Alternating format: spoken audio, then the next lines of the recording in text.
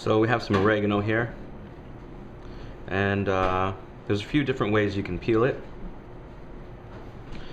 Obviously you don't want to use things that look like this. That's not good. That's what you're looking for. So we'll toss that one.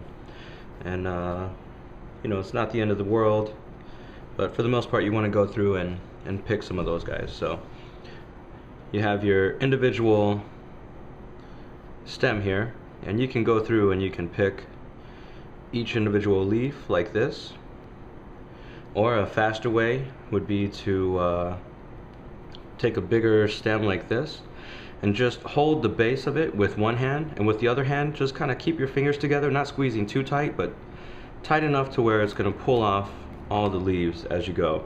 And naturally the stem is going to break at a certain point, so you can do two things with this. The reason it broke is because this part of the stem is a lot thicker and woodier and tougher than this part of the stem.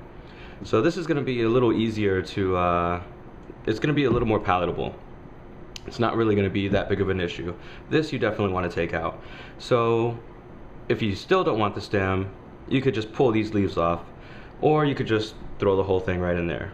I personally am probably just going to take off a little bit more stem, and you can see I actually left just the most tender part, but it's up to you. It doesn't really matter. So that's how to clear it, how to peel them off actually. So now once you get enough of them, I'll show you how to chop it up really fine. You could actually just throw this right into a dish. There's really nothing wrong with that.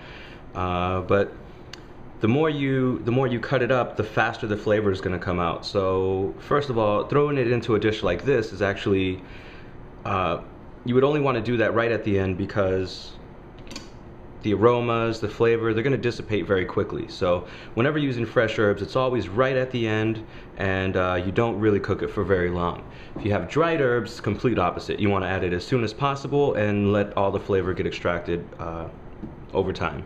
So for here we're going to chop it up a little more just to really show you the technique. So really what you like to do is get it all together, and then I like to kind of take it and put it on top of each other just to kind of make it a little more stable, and just get it very, very compact. So now that I have this, I'm going to come in here with my knife, keeping my knuckles here. I'm just going to start chopping really fine strips.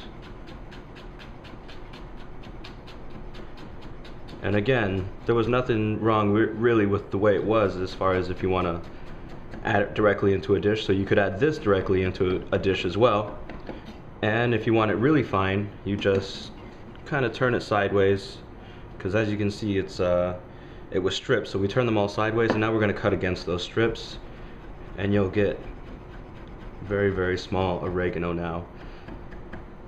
And if you like, you can go over it to make it as fine as you want, which I'll do just to show you. The way I like to do that is, instead of just chopping and chopping and chopping and chopping and chopping, the quicker way is to put your knife down on the board and kind of figure out where the middle point is in the blade, and put 1 or 2 fingers right there. And with your other hand, you're just going to lift up and down on the knife while keeping these 2 fingers here.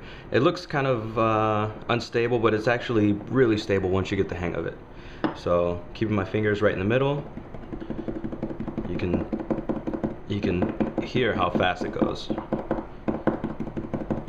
It's like every time you lift the knife up, you're making 2 cuts, one in the front and one in the back.